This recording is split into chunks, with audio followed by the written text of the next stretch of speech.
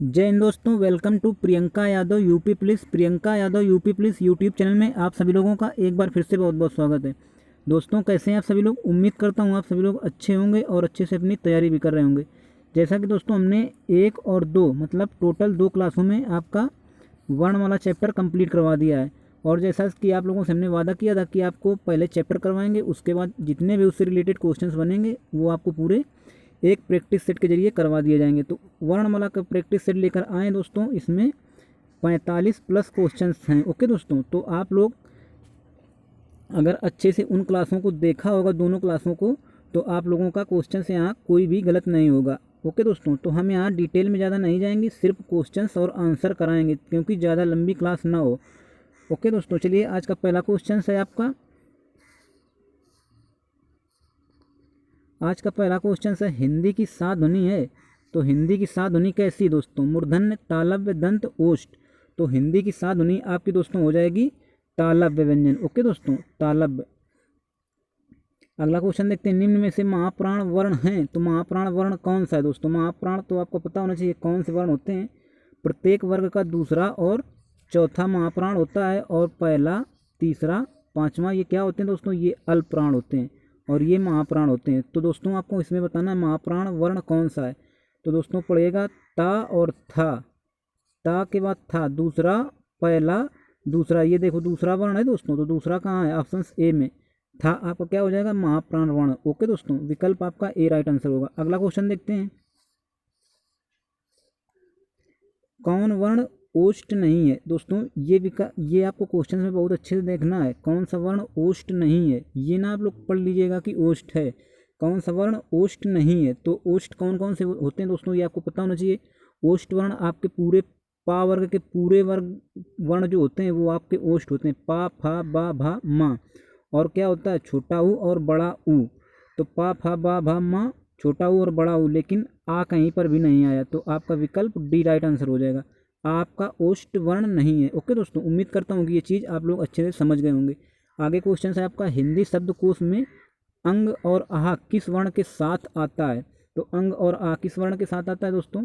ये आपका आ के साथ आता है, छोटा। विकल्प बी राइट आंसर होगा। ओके दोस्तों, अगला क्वेश्चन देखते हैं, अल्प प्राण ध्वनियों का समूह कौन सा है? जैसा कि हमने अभी बताया आपको, पहला, तीसरा और पांचवा, प्रत्येक वर्ग का पहला और तीसरा, पांचवा वर्ण जो होता है वो आपका अल्प प्राण ध्वनि होता है। तो ये कहाँ पर दिया गया दोस्तों? पहला, तीसरा, पांचवा, विकल्प बी में। ओके दोस्तों, विकल्प बी में आपका राइट आंसर दिया गया है, चा, जा और इया। ये आपका अल्प प्राण होगा। ओके दोस्तों, अगला क्वेश्चन देखते हैं,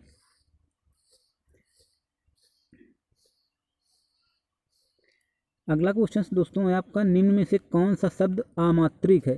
तो इसमें बताना है कौन सा शब्द आमात्रिक है। चार आपके विकल्प दिए गए हैं, कारखाना, अमिताभ, कलरव, चहचाना।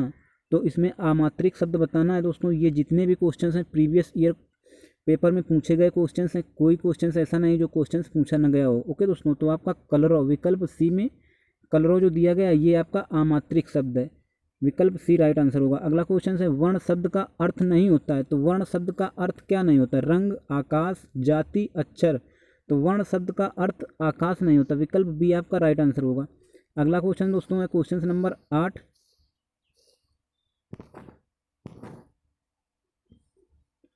8 नंबर क्वेश्चन में दोस्तों पूछा गया आपका, अयोग वाक्य कहा जाता है। अयोग वाक्य किसको कहते हैं? विसर्ग को, महाप्राण को, संयुक्त व्यंजन या अल्प प्राण को। तो दोस्तों अयोग वाक्य किसको कहते हैं? अयोग वाक्य होते कौन कौन से हैं?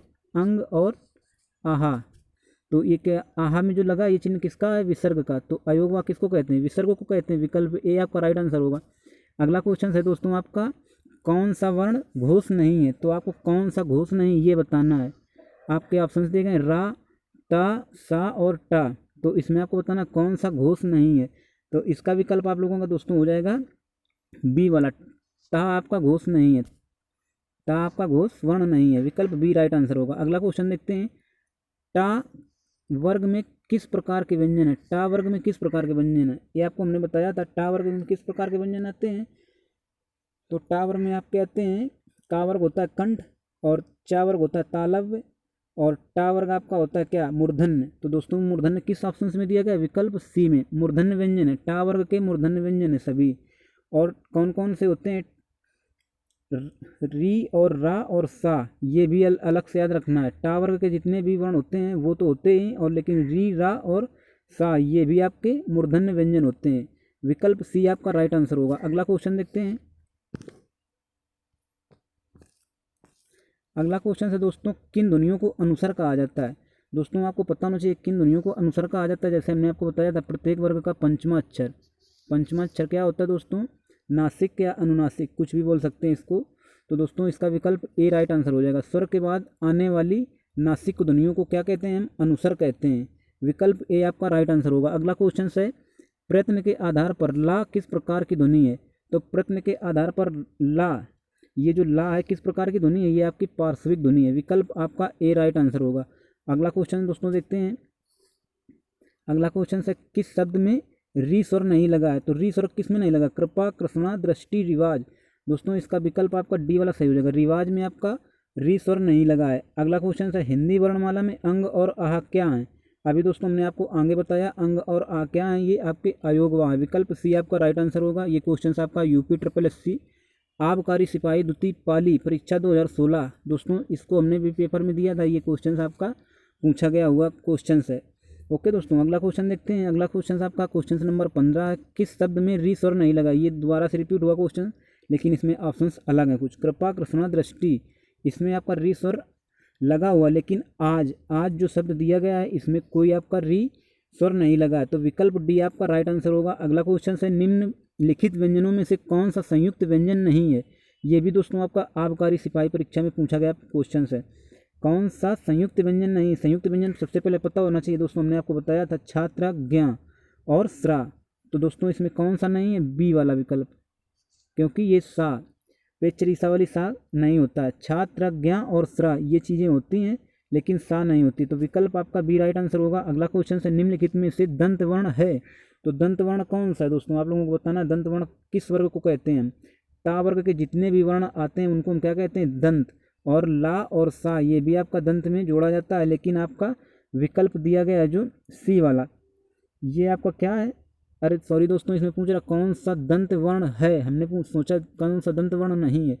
तो दंत वर्ण आपको बताना था। तो क्या बताया हमने, दंत वर्ण कौन से होते हैं, ता वर्ग के सभी होते हैं, और ला और सा ये भी आपके दंत वर्ण कहलाते हैं। तो आपका विकल्प सी राइट आंसर हो जाएगा। ता, विकल्प सी में आपका ता दिया गया, यही आपका राइट आंसर होगा, दंत वर्ण है। ओके दोस्तों अगला क्वेश्चन है, निम्न में से कौन सा व्यंजन स्पर्श संघर्षी है। तो स्पर्श संघर्षी व्यंजन जैसा कि आप लोगों को हमने बताया था दोस्तों कौन कौन से होते हैं। स्पर्श संघर्षी तीनों सा और हा। इसमें कुछ दोस्तों हमको डाउट लग रहा है कि इसमें कौन सा आंसर होगा। आप लोग इसमें दो ऑप्शंस एक जैसे दिए गए हैं, तो इसको आप लोग कमेंट बॉक्स में कमेंट करके बताइएगा। इसका दोस्तों हम सी वाला विकल्प लगाते हैं, विकल्प सी राइट आंसर होगा। ओके दोस्तों अगला क्वेश्चन देखते हैं, घा का उच्चारण स्थान कौन सा है। तो घा का उच्चारण स्थान दोस्तों आपको बताना है। घा किस वर्ग में आता है, का, खा, गा और घा। तो ये किस वर्ग में आता है, का वर्ग में आता है। तो ये आपका कौन सा हो जाएगा, कहाँ से बोला जाएगा, कंठ से।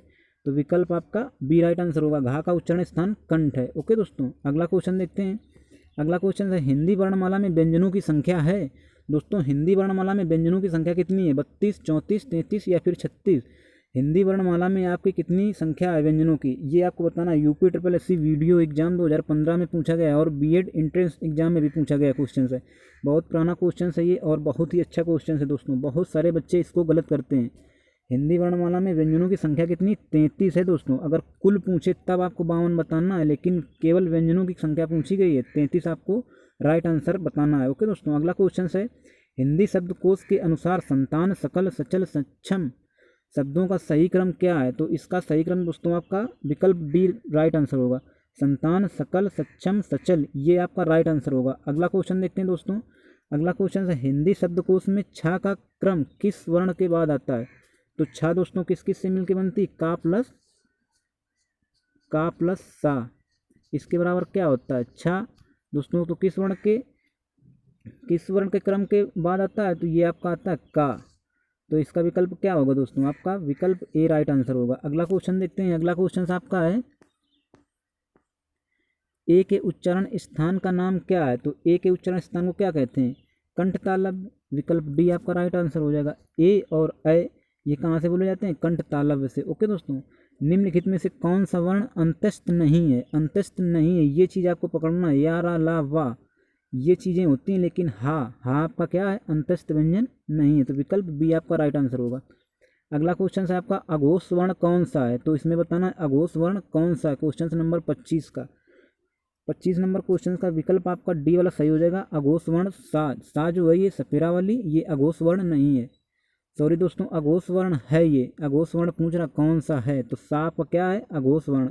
यूपी SSC लोअर, ये एग्जाम 2016 में पूछा गया क्वेश्चन है। अगला क्वेश्चन है आपका, निम्न में से कौन सा व्यंजन पार्श्विक है? अभी आपको मैं आगे बताया था, ये क्वेश्चन दोबारा रिपीट हुआ। यूपी PCS में पूछा गया क्वेश्चन है। पार्श्विक व्यंजन कौन सा है? ला।